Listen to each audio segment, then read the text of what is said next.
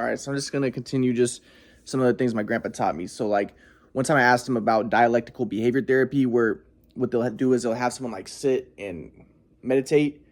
So while he's meditating, you'll pay attention to the sounds, right? And you'll pay attention to the feeling of your legs right on the chair, and now think about now pay attention to the feeling of your face, stuff like that. And I asked my grandpa what he thought about that, because in my mind I was thinking, my grandpa talks about that senses are illusion, or based, you're not sensing reality, right? My grandpa talked about how, when Moses was at the burning bush, he was told to remove his sandals because he's on hollow ground. And my grandpa talked about how like everything is 99% empty space, and everything is just little quarks, which he said is just energy. So he said that the physical reality is just an illusion. Physical matter is just an illusion. So I was thinking like, okay, well, when they're doing this meditation and you're focusing on your senses, because my grandpa would say that senses, like one thing that he talked about was like entertainment. I asked him what he thought about entertainment, and he said, inquiry is important because inquiry is expanding your awareness and stuff, but entertainment can be self-confirmatory. If it's just for pleasure, like just doing things for pleasure and entertainment, it's confirming the self, right? And so I was thinking that, and also like, my grandpa talked about experience-based thinking. And so my grandpa talked about transcending thoughts, because thoughts are based around experience-based thinking, but experience is not reality. What you experience, your sensations and stuff, that's not reality. So I was thinking when they do like the dialectic behavior therapy and you're focusing on like, what do you feel like? Now focus on what you hear. I was thinking, okay, well that's just illusions, right? But so in my mind, I'm questioning like, what is the significance of this dialectic behavior therapy? But then my grandpa said, no, it could be beneficial. So my grandpa would, this is why I'd like to be able to talk to my grandpa more, because I wouldn't understand things, but then my grandpa would elucidate things for me. So my grandpa said, the dialectic behavior therapy where you're doing this type of stuff, it can be beneficial because he says some people, like people with borderline or bipolar stuff, their thoughts are going crazy, and they've been through a lot of trauma, and they haven't had what my grandpa would say is exposure to maybe like Sherpas. My grandpa called himself a Sherpa, or teachers who would help clarify their thoughts and stuff, and help them to expand their awareness and understanding. So, some people's thoughts are just going crazy, and they get borderline, or they get bipolar, or they're bipolar, and they're just, their thoughts consume them. Schizophrenics, they have thoughts where, voices telling them to kill themselves, or voices telling them things. But my grandpa says it could be voices. We don't know. There's dimensions of reality we don't know. But my grandpa would say that's, the rational explanation is that's just their own internal dialogue, because, like sometimes they'll have they will imagine like the voice of their mother saying, you're a piece of shit, you suck. And they can hear that voice but my grandpa says that's their own internal dialogue, but their psyche is so fractured, and they're so fragile that they imagine it to be, even though it's their own internal dialogue or their own thoughts, they imagine it to be some sort of external voice. But it's really them telling themselves like, you suck, you're an idiot, you should kill yourself. Or, that's what people say that happens with schizophrenics or bipolar when they get their hallucinations, those types of hallucinations, because reality has become so overwhelming and overbearing, and they can't handle it, and they kind of fracture, right? So my grandpa was saying like the dialectic behavior therapy, where you are sitting and you now feel the chair on your legs, that can be beneficial because these people's thoughts are going so crazy that now they're trying to pay attention to, and this gets them free of their thoughts, because now they're paying attention to their sensations, the sensation of the chair, or the sounds that they're hearing. Pay attention to that sound. So it's taking them out of their thoughts. Now this is important because my grandpa would talk about the idea of wanting to transcend thinking, experience-based thinking, to the flow. So there's experience-based thinking, and that's not reality, right? And my grandpa said your thoughts are shaped by the ego. And my grandpa would also say that, I would guess, people would say that thoughts are emergent from your brain, but my grandpa would probably say the brain is an illusion because there is no physical matter. But regardless, thoughts are shaped by the ego. My grandpa would say, but there is no self. There is no ego. There is no I. The ego means I. So my grandpa would say thoughts are illusions, and you want to transcend thoughts. Now, again, when I was a Marxist, I was always like, my grandpa talked about transcending thoughts to pure awareness, which is the flow. But when I was a Marxist, I didn't like that idea because in my mind I was like, oh, okay, you're just a typical, like the Buddhists. I saw all religion as white supremacy and maintaining the status quo, because I was like, oh great, yeah. Even the Buddhists, and Nietzsche talked about this, like he said, Buddhist people might have a shitty life, right? They're having a terrible life, but then what they tell themselves is, okay, well, this life is just an illusion. I will escape to nirvana, if I just meditate. And so Nietzsche says it's just a form of escapism and denialism, and it just gives people without power a sense that they have power. They say, oh, well, this world's just an illusion anyways. I'll escape in nirvana just by meditating. And it's a way of just escaping from the world for people who don't have power. And so it's kind of a defense mechanism. But my grandpa would say that that's true. But those people are not in the flow. But my grandpa would say, though, meditation can be effective in helping someone to transcend his thoughts. But again, I'm thinking, and this is interesting because apparently Bohm, who was a Jewish guy, he was a Jewish physicist. He would talk about how it's interesting because he studied under Krishnamurti, and he believed Krishnamurti was the Messiah. And it's, again, the typical Jews who are like, we don't believe Jesus is the Messiah because they don't like white people, a lot of them, but he believes Krishnamurti is the Messiah. But Krishnamurti was a little brown guy, and he's an Indian guy, and he would talk about transcending the thoughts, right? Kind of like I did, and kind of like my grandpa was talking about, kind of going to pure awareness. But Bohm was like, no, thinking is important. And Bohm was interestingly a communist, Marxist, and people say that his theories of quantum mechanics, which were materialistic, deterministic, were influenced by his dialectical, materialistic views of Marxism. But again, maybe he was a Marxist because he didn't like white people, and he saw himself as Jewish, and he wanted to uproot the status quo, kind of like me. But regardless, so I kind of feel some affinity with Bohm when I listened to this audiobook about Bohm, where Bohm was saying that he didn't like Krishnamurti's idea of like transcend thoughts, because he was thinking the same way I was thinking. It's like, no, transcend thoughts. No, you should think, you should question, you should rebel, you should be thinking and not just be in pure awareness. Because in my mind, I'm like, because I was thinking that pure awareness is just some hippie thing. Like, okay, let's just accept things and be pure awareness, the hippie, and let's just let's just accept it and we'll just. But no, I was a Marxist. I wanted revolution. I wanted the uproot the white supremacy and the black man to overtake the white people and destroy the white race. That's what I wanted, because I saw myself as Jewish. But again, now this is what my importance of my grandpa. So my thoughts were shaped by my ego, but I wasn't able to understand what my grandpa was teaching. So my thoughts were shaped by my ego. So I wasn't able to see the truth, right? Because it was contaminated. And I think that what my grandpa's getting at, and I wish he was still alive so I could talk to him more. It would be nice if he was still alive so I could talk to him more about this. But basically, the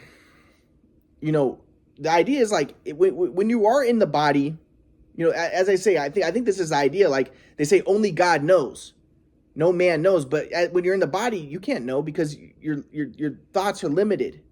It's limited to language, which is limited. You can't really know and see the truth. But the idea of when you die, you transcend the body, which is the flow, which is kind of similar to the flow, the transcendence of the self. That's when you can know, because that's when you're more, now you're connected to being. You're outside of the illusion of this, what my grandpa would call, this body's a protective enclosure.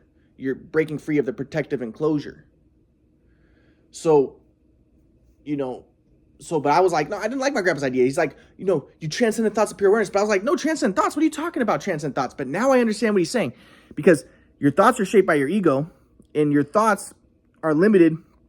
But pure awareness is to see things. See, I thought that pure awareness, when my grandpa talked about it, I thought he was just talking about some like meditative, like woo-woo state, like, oh, pure awareness. But now I understand what he was saying. And I talked to them about this later because he confused me. Now I understand that what he was saying is, no, transcend thoughts to pure awareness. And what pure awareness means is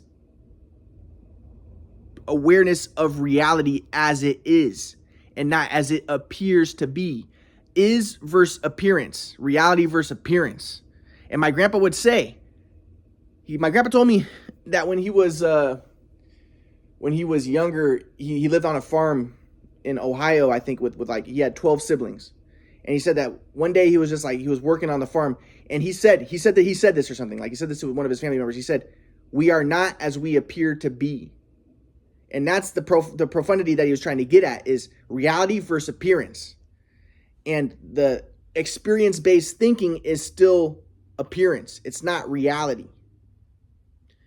And it's shaped by the ego and contaminated by the ego, by the self, by the I. And that's why you want to transcend the I, what my grandpa would say, to the flow, to pure awareness. But I didn't understand that at the time. So I was still a communist Marxist, like boom, because I still thought thinking was important. And I was still saw myself as Jewish and wanted to destroy the white race. So, and so I was a Marxist and a communist. And so, but I'll get to what kind of started breaking me out of that a little bit. But it took some very crazy stuff to happen to get me to kind of break free of that, and also more study with my grandpa. But I'll get to that. So here's a few other things that my grandpa taught me. So, like, I asked my grandpa about the placebo effect, because remember, when I was a Marxist, I wanted to view the quadrant model, and I kind of manipulated the quadrant model as, remember, the first quadrant, sensation, perception, response, awareness. The second quadrant is belief, faith, behavior, belonging. The third quadrant is thinking, emotion, doing, dreaming. The fourth quadrant is contemplation, passion, flowing, knowing. So in the second quadrant is belief, faith, behavior, belonging, and I said that that's where the placebo effect happens. So when I was saying that, when I was, remember, I wanted to take out any supernatural aspects of the Bible, because I didn't want people to believe in God, because I was a Marxist and I saw belief in God and belief in hell and all that as maintaining the status quo. So I wanted to say that Jesus, if he did do any miracles, it was the placebo effect. And that's the second quadrant, belief, faith, behavior, belonging. And the second quadrant is the healing quadrant. It is the homeostasis quadrant. And if you believe things, the rational explanation is it can heal you. But so I asked my grandpa, why is it though that, that people can, because there's cases that seem supernatural where someone, like, there's a case where someone had elephantitis and the doctor believed that the medicine he was giving the person would help him, even though he turned out to be wrong, and the patient believed it too. And he gave him a medicine that should not cure this guy. But then the guy's elephantitis left. Like, this is a documented case. There's a lot of cases like that. I learned about it at UCSD. And I was like, so I asked my grandpa, like, how is it that this works? It's the belief, right? The doctor believed it, he believed it, and this guy was healed. But I wanted to look down upon that, right? Because remember, there's belief, faith, behavior, belonging, and that's the second quadrant, and then contemplation, passion, flowing, knowing. And in the Bible, the Jews never believe. And they're always sick, and they're always dying, and they're always being killed.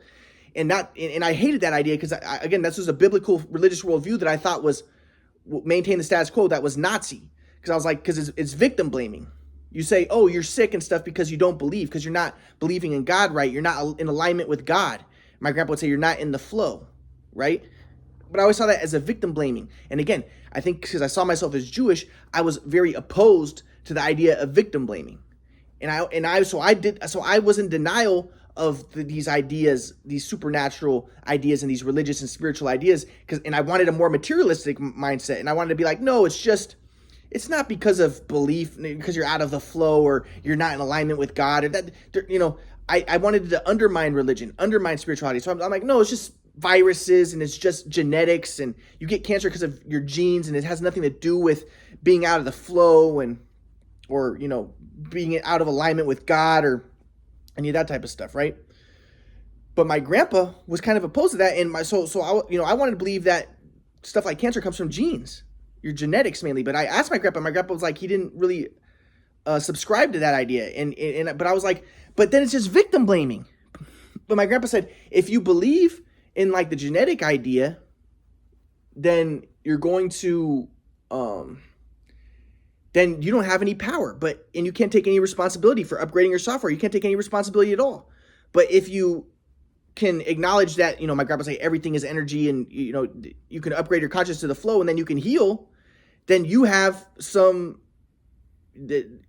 I don't know if he wouldn't use the word control, but you have some responsibility, or you're able to affect the things.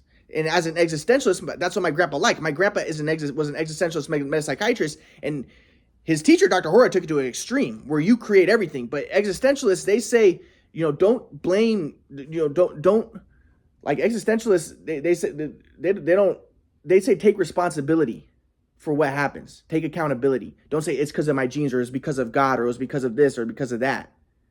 You take responsibility.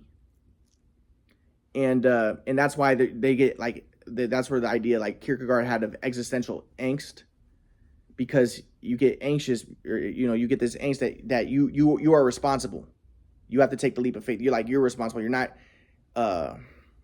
disowning your responsibility, right? But I always saw that as Nazi, victim blaming. Oh, so but I want to be like, no, you're not responsible though. It's your genes. But again, my grandpa didn't like that idea because he wanted people to take responsibility. And now I understand what he was saying, because when I believe in genetics and genetic Darwinism and I'm trying to undermine religion, well, then I'm going to act like Andrew Tate and be like, okay, well, if it's just all genes, then I'll just try to have sex with as many women as possible, or become a sperm donor, everything is just materialistic, and we're just bodies, and we're just material entities, and I'm going to act in a way that is in accordance with my belief structure, that I'm just an animal, that I'm just genes, that I'm just a vessel for genes. And then I'm going to act in a way that my grandpa would say is existentially invalid, because I have an existentially invalid view of reality, where Dr. Horror, my grandpa, would say, no, everything is God, really. Or Dr. Horror says everything is God, which is infinite love intelligence, and everything is energy, or my grandpa would say everything is energy, and more of a spiritual mindset as opposed to a materialistic mindset. My grandpa would say there is no physical reality. That's what Dr. Horror said. There is no physical reality. But I was subscribing to a viewpoint that's very materialistic, that we're genes. And they would say that that's existentially invalid, because then I don't take responsibility. Then I have the justification. Oh, I'm just acting. The reason why she cheated on her boyfriend is just because of her genes. She's trying to enrich her genetic variety of her offspring. And that's why she broke up with her boyfriend. But my grandpa would say, no, she didn't break up with her boyfriend because of that. It's because, my grandpa would say she's in a rendezvous with Shirley. Surely there's more to life than this. And she thinks that by that one relationship isn't fulfilling her, so she thinks that another relationship will fulfill her. But my grandpa would say, no, relationship will not fulfill her. What will fulfill her is the flow, inquiry, expanding your awareness. And so my grandpa was elevating her consciousness to the flow, or elevating her, being in the flow. That's what she really wants. And relationships are self-confirmatory. So my grandpa had this metaphor where he would say, because he was a psychologist, he would have his patients sit, and then they would bounce a balloon to each other back and forth, and he would talk to them, and then by, as he's talking to them, they would lose sight of the balloon, and he would say that the balloon represents the relationship, and you don't want to focus on the relationship. In transpersonal consciousness, you don't want to focus on the other person, because there is no other person. You just want to focus on inquiry, on what he's teaching you, on inquiry, expanding your awareness, on the flow, and then the relationship is just a consequence of that. But it's not really a relationship, because there is no self. It's just a byproduct of the flow. So my grandpa would say, it isn't existentially valid to divorce necessarily, and it's not, but there is no formula for the flow, but that's not existentially valid, or promiscuity is not existentially valid. But if I believe in Darwinism, then I'll be like, well, I'm just trying to spread my genes. It's different. It's a different worldview. In your worldview, your belief in the world is going to affect how you interact. Like I said, I was thinking Carl Jung talked about that woman who would run, who would dress herself promiscuously, and she would run, and she wanted to be raped. Now, I would say, if I believe in Darwinism, well, she does that because she wants to, have a very masculine man rape her, because she wants to have genes of that type of man in her son, who will also be able to spread the genes a lot. So that would be my viewpoint if I believe in Darwinism. But my grandpa would say, no, she just wants to, really what she wants is the flow. And, by being raped, that could expand her aliveness, that could increase her aliveness, and then she could break free of herself. She could get to the flow. Now, it's a different worldview. His is more spiritual, mine's more materialistic, right? But which one is more existentially valid? I think my grandpa would say that his is more existentially valid. It allows people to take responsibility and to upgrade their software and upgrade their consciousness and live in a more existentially valid manner. Whereas my worldview, the Darwinian, non-spiritual worldview, is not existentially valid. So I'm going to get more to this in a second. So this is kind of what my grandpa's teaching. So I asked him, well, if it's not genes, what is it? My grandpa says, well, you get the cancer because you're not in the flow, and there's obstructions in the energy flow, and that causes cancer. But I'm like, but that's victim blaming. I didn't want victim blaming. I didn't want to take responsibility. So I'll get to this.